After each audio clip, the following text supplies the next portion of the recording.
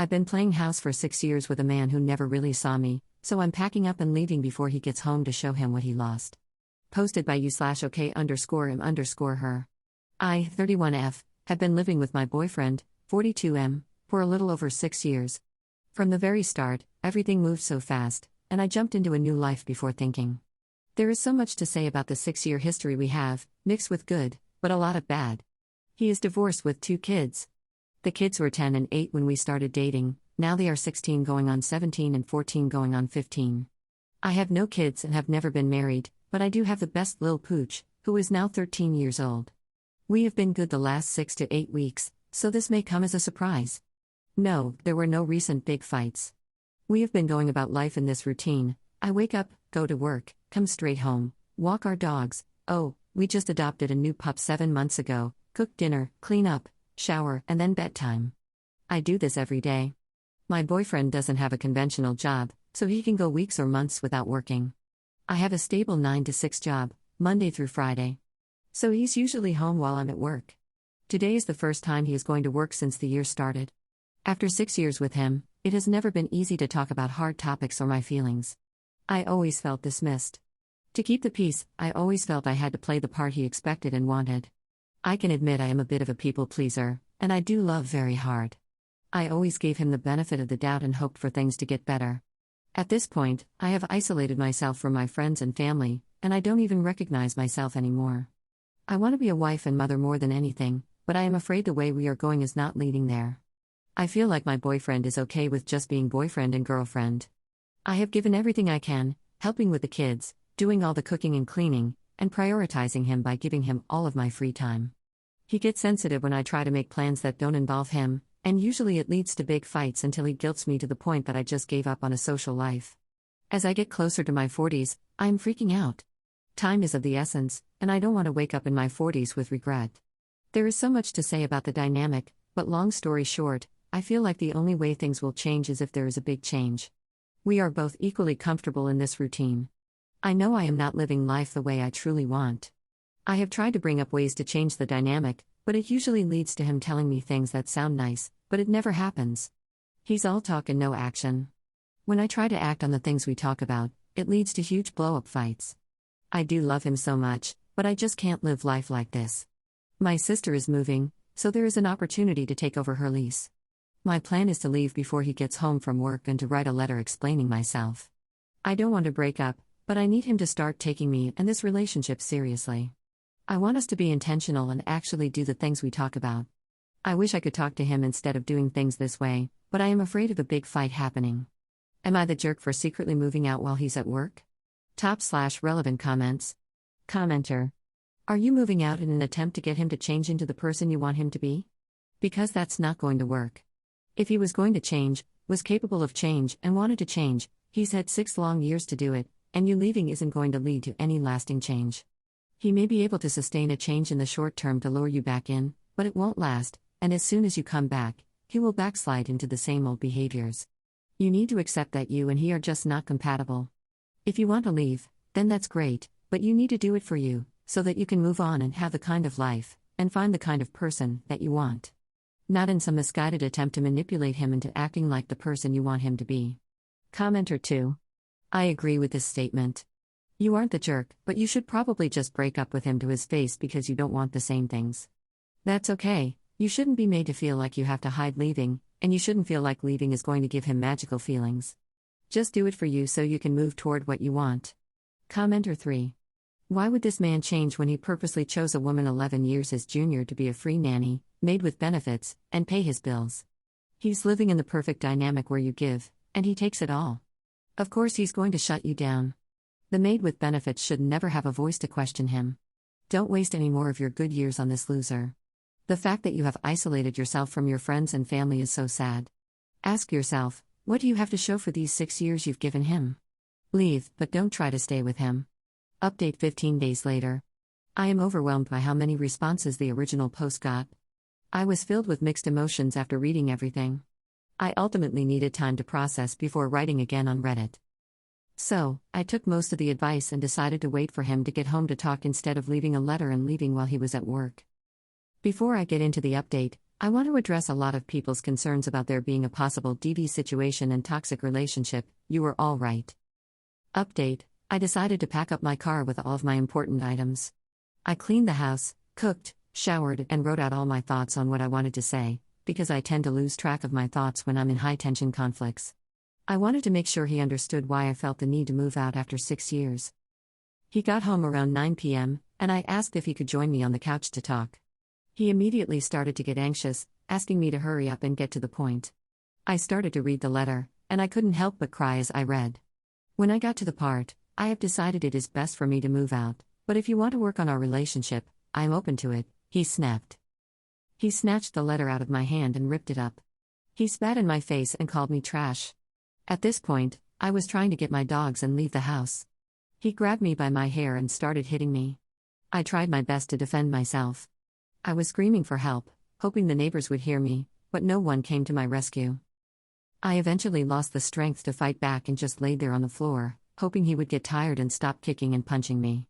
My dogs were hysterical. My youngest dog tried to bite him and protect me, but all it did was make him more upset. I used my body to shield my dog from getting hit. By the time he stopped, and I looked at the time, it was midnight. He had locked himself in the room, and I could hear him crying and screaming for me to please forgive him. I didn't have the strength for anything. I sat in my blood and tears, numb and dead inside. I still can't believe what happened, and I am so disappointed in myself for letting the relationship last as long as it did. There were times he showed aggression, but he always found a way to convince me it would never happen again. When I thought he finally went to sleep, around 3 a.m., I took my dogs and left. I went to my sister's apartment about 40 minutes away. Luckily, she was staying at her boyfriend's house, so I was alone. I still have not found the strength to tell anyone what happened. I called out of work and stayed inside the apartment while my wounds healed. It's been about 2 weeks, and I am now seeking professional help and planning on taking myself to the doctor to get checked out. I know I need to tell someone what happened, but I am feeling so embarrassed. Thank you all for the kind words, and to the ones who advised me to talk to him, F you. I hope anyone dealing with a similar relationship can learn from me. Follow your gut and leave. Don't let outside opinions cause you to doubt your instincts. Edit. I have videos and pictures of the injuries. I know I have to go to the police, but honestly, I'm in this psychological warfare. He has 2 kids, and I feel like I'm responsible if their dad goes to jail. This is something I know I need to overcome, and that's why I'm taking the necessary steps to mentally prepare myself by seeking professional help. If anyone has any recommendations on how to go about this, I would really appreciate it. This all feels like a nightmare that I just want to be over. I haven't told any loved ones yet because it will just make everything more real. Top/relevant comments. Commenter. Sweet God, who the hell tells a woman living in a DV situation to speak to the abuser in person before leaving? Leave quietly and quickly whilst he's away. Never, ever speak to him in person. Leave a note or send a text later when you're far, far away. I hope Op goes to the police and keeps a record, selfies of her injuries. Commenter 2. I agree, but to be fair, that isn't at all how she portrayed their relationship, no mention at all of aggressive behavior. Op's response. Yeah, you're right. I did leave out a lot, but mainly because I was in denial. I realize how much I was in denial looking back. I wanted to see the good in my relationship. I was, and still am, very embarrassed by it all. How did I let myself go so far and become so blind to it all? Second update 1 day later.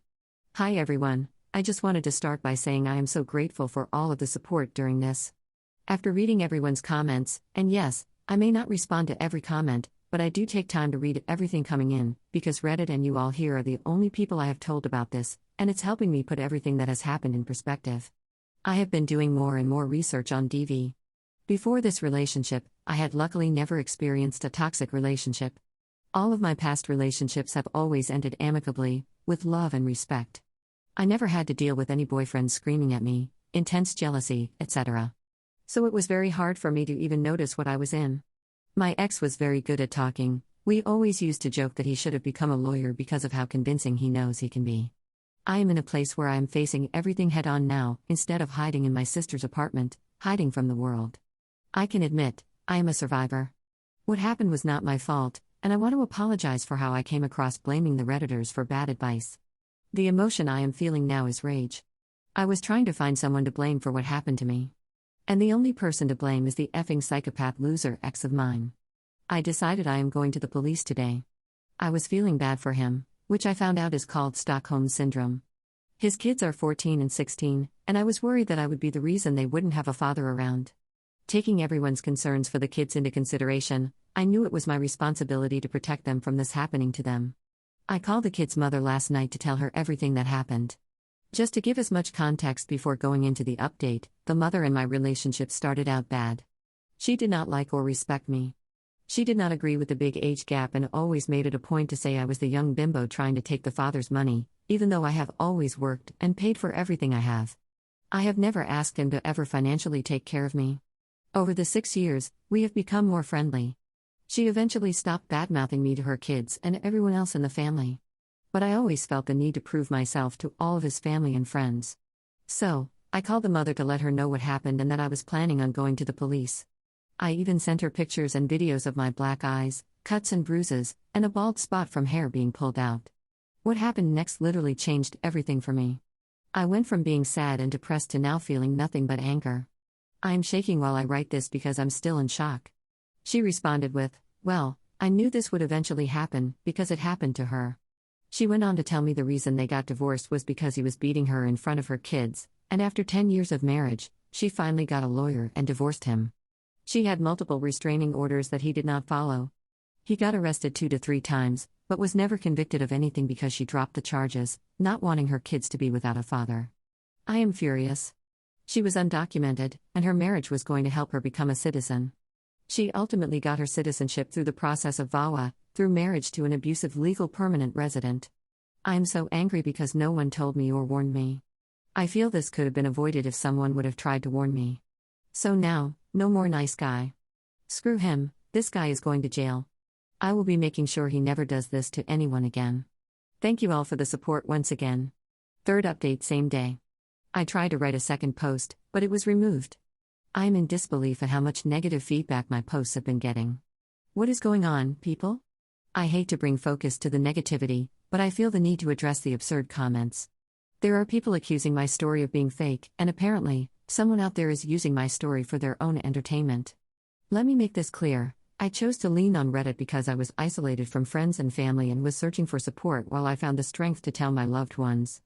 When I made the original post, I had no idea it would lead to DV. I hope that by sharing, I could help someone who is in a similar situation. I would like to think this is a community of kindness and open-mindedness toward each person's struggles. I know I struggle with putting into words how I feel and what's going on, especially in difficult conflicts. I might not be choosing the right words or expressing myself correctly, but I am human, having a human experience. I'm doing my best. What's funny is that now I find myself explaining myself to people who are committed to misunderstanding me. Thank you to everyone who was kind and supportive. It is because of you guys that I found the strength to go to the police. I was going through so many emotions after finding out last night that my ex's wife had been through the same thing. She never once warned me. I'm not trying to blame anyone for the situation, the only person to blame is that loser ex of mine. His ex-wife was undocumented, and she stayed married for 10 years while being abused so she could remain in the country with her kids. She ended up going through VAWA through marriage to an abusive legal permanent resident. I wish she would have tried to warn me somehow, but I don't blame her. I'm just feeling so many emotions after this situation. Now I'm dealing with anger. So to conclude, it's probably best for my mental health to stay off Reddit and focus on reality. I have gone to the police, I will be seeing a therapist/psychiatrist tomorrow, and I'm putting in all the work to heal myself inside and out. I hope my story can shed light on the complexity of DV. And once again, thank you to all who were kind and supportive. Top/relevant comments. Commenter. I'm sorry that you went through this horrific experience, and I'm so glad that you are safe now. However, in your last post, you got really angry at people who encouraged you to actually talk to your partner of several years instead of ghosting him in the middle of the day. If you didn't know he could potentially become violent, how were we supposed to know? Your original post just made it sound like you were bored with the monotony and lack of ambition. No one had any idea it would go like this. You ended your post with "F you," and that was upsetting to read. You're blaming the wrong people for what he did to you. Be angry at your ex. It's not a random internet stranger's fault. Again, if you had no idea he was capable of this, how would we? Ops response. Yeah, I can see that now. My emotions have been all over the place, and trying to regulate them through this has been tough. I can see how my words seemed like I was placing blame, and I can see how my original post didn't allude to the possibility of DV. I was, and still am, in a very fragile state. I was living in denial, and while a lot of people did give more positivity than negativity, because I was so fragile, I focused on the bad and let certain comments sway my decisions about talking to him. I knew something felt off, not due to the monotony of life, but because in past relationships, it was never difficult for me to maintain a healthy social life while balancing a romantic relationship. After 6 years, I was in so deep, and I didn't convey everything that was going on. He had made me believe I was the one to blame, that I was crazy, so at the time of my original post, I was struggling with trusting myself. But I hope that after all the updates, people can see I'm not blaming Reddit or anyone besides my ex. Adds an edit to her post. This was a response to a comment that I thought would give more context on the ex-wife. I'm trying my best not to be emotional in my responses, and it's way too much writing to do if I sat here trying to explain everything that happened in the last 6 years, but his ex was horrible to me when we first started dating, and I struggled with understanding why. I used to hear them arguing for hours on a daily basis. When things started to get serious and I moved in, I tried to reach out to her woman to woman so we could have a formal meeting, since I would be living in a house her kids would be at, part-time. She declined all of my outreach. In the first year, I used to take the kids shopping to get her Mother's Day gifts, Christmas gifts, and even a birthday gift. I was trying so hard to get accepted by his family, including his ex-wife. I wanted there to be a peaceful, loving relationship with all of us. I hate conflict and try to avoid it at all costs. She would badmouth me, call me a young bimbo who's trying to take all of their father's money, when I never asked him for financial support. I always worked and had my own things going for myself. So to find out what she went through, I was shocked. There were even times she tried to get back with him, and he would show me the messages. After a few years, she saw I was sticking around and slowly stopped all the hate, and we began to be more friendly. She had so many opportunities to share what happened and why they got divorced, but she didn't. There were no signs, the only signs were just weird, inconsistent stories. Looking back, I can see I was naive, and I should have never involved myself in this weird family dynamic. Commenter 2. Wait, so he beat his ex-wife in front of the kids, leading to restraining orders, which he then violated, leading to arrests, and he still had partial custody of the kids. Commenter 3. If the violence isn't directed at the kids, or can't be proven that it has been, many judges will allow the parent custody. The prevailing belief is that they're abusive to their spouse, not the children, so there's no reason to prevent the relationship. There are also cases where parents get custody of children when they're accused of SA of a different gender child, with the same reasoning.